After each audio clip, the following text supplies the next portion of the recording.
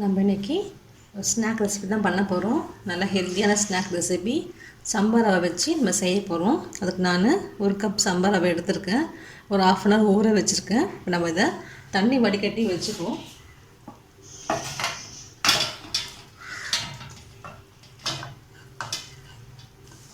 நீங்கள் ஊறினோடனே நல்லா சாஃப்டாகிடும். அப்போ தான் நம்ம செய்கிறதுக்கு ஈஸியாக இருக்கும். தண்ணி நல்லா ட்ரைன் ஆகி வரட்டும். நமக்கு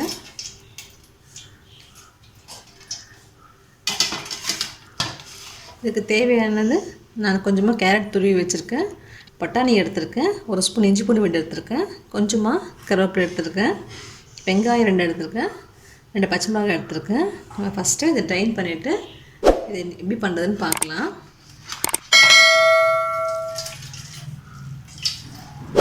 தண்ணி ஃபுல்லாக ஃபில்டர் பண்ணிக்கோங்க.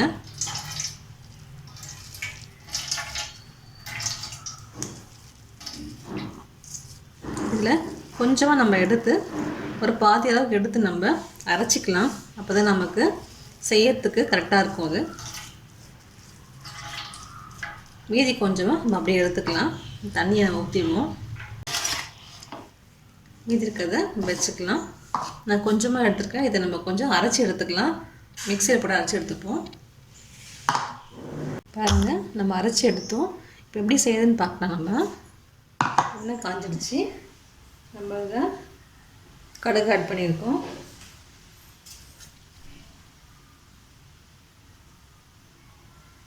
கடுகு பொரிஞ்சிருச்சு. நம்ம கொஞ்சமாக 1/2 ஸ்பூன் ஜீரகம் போட்டுக்கலாம். அதோட 1/2 ஸ்பூன் சோம்பு போட்டுக்கலாம்.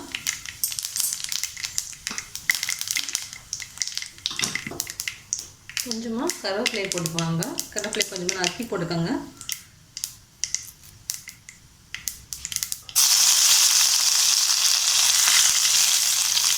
வரைஞ்சி வச்சுருக்கேன் வெங்காயமும் பச்சை மிளகாயும் போட்டுக்கலாம்.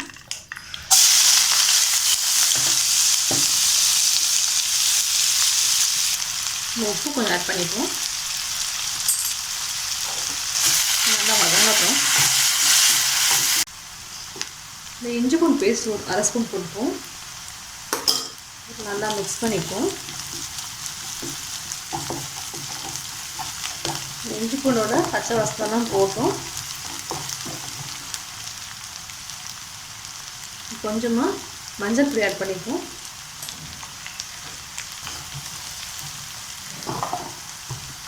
நம்ம எடுத்து வச்சுருக்க கேரட்டையும் பட்டாணியும் ஆட் பண்ணிக்கலாம்.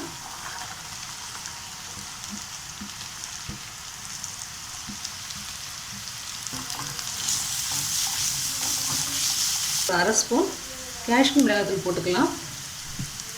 அதோட 1/2 ஸ்பூன் கரம் மசாலா போட்டுப்போம். நம்ம எடுத்து வச்சுருக்க சம்பா ரவையில் போட்டுக்கலாம். நம்ம அரைச்சி வச்சுருக்க சம்பா ரவையை இதில் மிக்ஸ் பண்ணிப்போம். நல்லா நம்ம கலக்கி விட்டுக்கலாம். அது கொஞ்சம் நேரம் வேகணும். தண்ணி எல்லாம் போய் நல்லா கெட்டியாக நமக்கு வரணும். அதை நம்ம கட்லட் பண்ண முடியும்.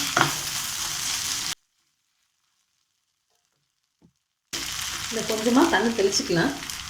இன்னும் சம்பா கோதுமை நமக்கு நல்லா வெந்து வரணும். அப்போ தான் நமக்கு கட்லட் நல்லா வரும். இப்போ 2 நிமிஷம் மூடி போட்டு மூடி வச்சுருவோம்.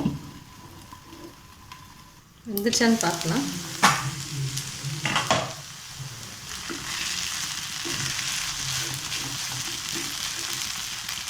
நல்லா வெந்துடுச்சு. இப்போ இதெல்லாம் கொத்தமல்லி கொஞ்சம் போட்டுக்கலாம். போட்டுட்டு பிரட்டிக்கணும். நம்ம ஸ்டவ் ஆஃப் பண்ணிவிடுவோம்.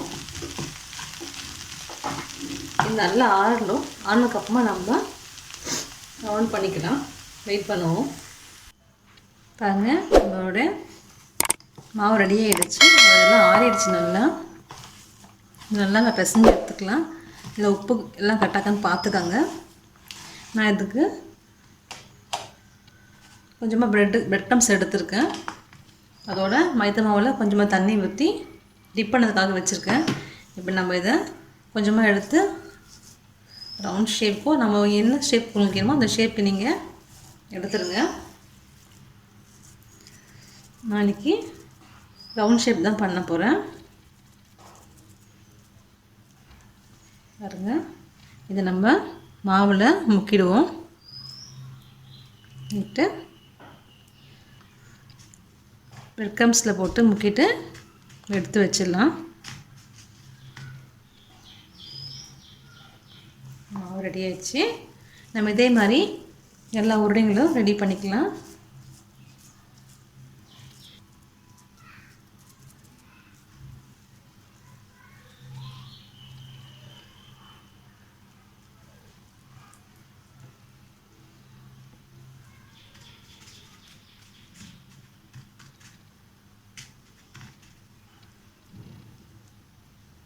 பாருங்க, நம்மளுடைய பால்ஸ் ரெடி ஆகிடுச்சு.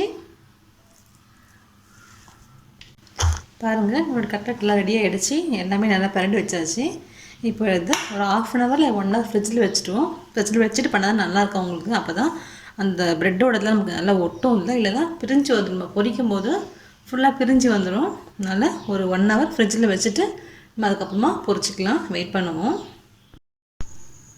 ஃப்ரிட்ஜில் 1/2 hour வச்சு எடுத்தாச்சு. நம்ம இப்போ எண்ணெயில் பொரிச்சிக்கலாம். எண்ணெய் நல்லா எண்ணெய் காய வச்சுருக்கேன். எண்ணெய் காஞ்சிட்டு நம்ம பொரிச்சிக்கலாம். எண்ணெய் காஞ்சிடுச்சு. டீப் ஃப்ரை பண்ணால் போதும். நம்ம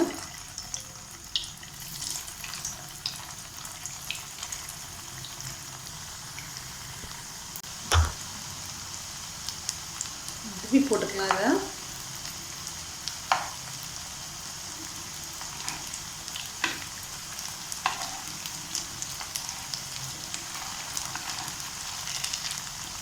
ஆல்ரெடி வெந்த மாவு தான் நம்ம, ஆனால் லேசாக நம்ம ரோஸ்ட் ஆனால் போதும்.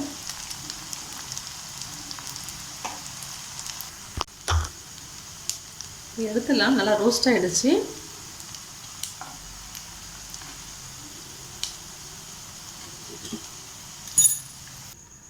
நம்ம இதே மாதிரி எல்லாத்தையும் போட்டு பொரிச்சு எடுத்துப்போம்.